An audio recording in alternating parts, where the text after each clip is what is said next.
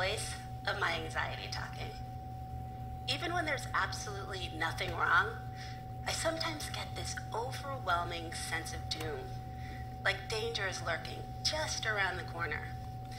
You see, a few years ago, I was diagnosed with generalized anxiety and depression. Two conditions often go hand in hand. Now, there was a time I wouldn't have told anybody, especially not in front of a big audience. As a Black woman, I've had to develop extraordinary resilience to succeed. And like most people in my community, I had the misconception that depression was a sign of weakness, a character flaw. But I wasn't weak. I was a high achiever. I'd earned a master's degree in media studies and had a string of high-profile jobs in the film and television industries. I'd even won 2 Emmy Awards for my hard work. Sure, I was totally spent. I lacked interest in things I used to enjoy, barely ate, struggled with insomnia, and felt isolated and depleted. But depressed? No, not me. Took weeks before I could admit it, but the doctor was right. I was depressed. Still, I didn't tell anybody about my diagnosis. I was too ashamed. I didn't think I had the right to be depressed. I had a privileged life with a loving family and a successful career.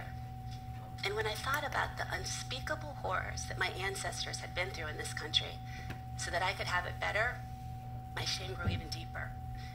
I was standing on their shoulders. How could I let them down? I would hold my head up, put a smile on my face, and never tell a soul. On July 4th, 2013, my world came crashing in on me. That was the day I got a phone call from my mom telling me that my 22-year-old nephew Paul had ended his life after years of battling depression and anxiety. There are no words that can describe the devastation I felt. Paul and I were very close, but I had no idea he was in so much pain. Neither one of us had ever talked to the other about our struggles.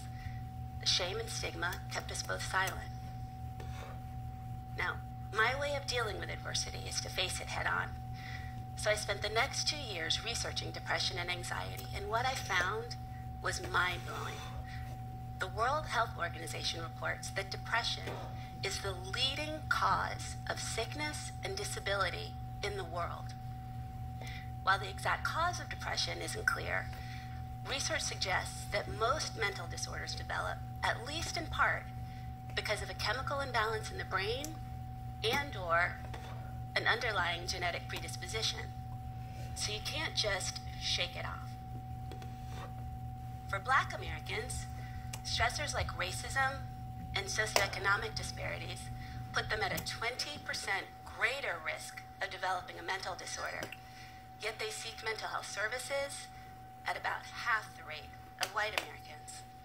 One reason is the stigma, with 63% of Black Americans mistaking depression for a weakness. Sadly, the suicide rate among Black children has doubled in the past 20 years. Now, here's the good news. 70% of people struggling with depression will improve with therapy, treatment, and medication. Armed with this information, I made a decision. I wasn't going to be silent anymore. With my family's blessing, I would share our story in hopes of sparking a national conversation. A friend, Kelly Pierre-Louis, said, "Being strong is killing us." She's right. We have got to retire those tired old narratives of the strong Black woman and the super masculine Black man who, no matter how many times they get knocked down, just shake it off and soldier on. Having feelings isn't a sign of weakness. Feelings mean we're human. And when we deny our humanity, it leaves us feeling empty inside, searching for ways to self-medicate in order to fill the void. My drug was high achievement. These days, I share my story openly, and I ask others to share theirs too. I believe that's what it takes to help people who may be suffering in silence, to know that they are not alone, and to know that with help, they can heal.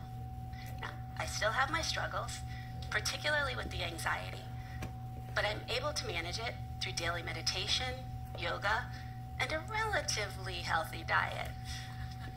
If I feel like things are starting to spiral, I make an appointment to see my therapist, a dynamic Black woman named Dawn Armstrong, who has a great sense of humor and a familiarity that I find comforting. I will always regret that I couldn't be there for my nephew. But my sincerest hope is that I can inspire others with the lesson that I've learned.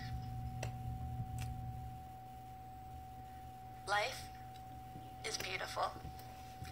Sometimes it's messy, and it's always unpredictable. But it will all be okay when you have your support system to help you through it. I hope that if your burden gets too heavy, you'll ask for a hand too. Thank you.